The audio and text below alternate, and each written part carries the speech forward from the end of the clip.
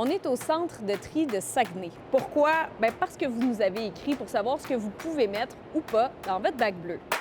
Depuis le début de l'année, les règles ont changé. Selon Recycle Québec et Éco-entreprise Québec, ça c'est l'organisme qui gère la collecte partout dans la province, ces règles-là, elles ont été simplifiées. Elles sont pareilles qu'on soit à Saguenay, à Roberval, à Québec ou à Trois-Rivières. Est-ce que c'est un contenant, un emballage ou un imprimé? À partir du moment où la réponse est oui, eh bien, vous le mettez dans le bac de récupération.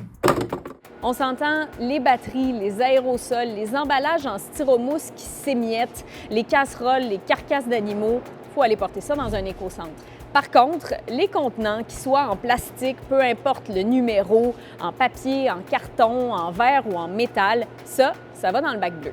Les sacs de plastique, les sacs de croustilles, les boîtes, les emballages de mets préparés, incluant les barquettes en polystyrène qui ne s'égrènent pas, ça va à la récupération.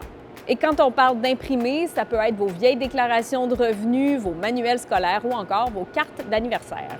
C'est sûr qu'au début, tout ce qu'on va mettre dans le bac de récupération ne sera pas automatiquement tout de suite recyclé. Donc, il ne faut pas se leurrer.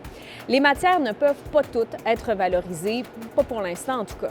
Selon Recycle Québec, environ 75 des matières reçues sont envoyées vers différentes options de recyclage. Il y a des matières pour lesquelles les marchés ne sont pas encore tout à fait développés. Ils vont être à développer dans les prochaines années. Un des objectifs de la modernisation de la collecte sélective, c'est que ces taux de rejet-là diminuent beaucoup dans les prochaines années.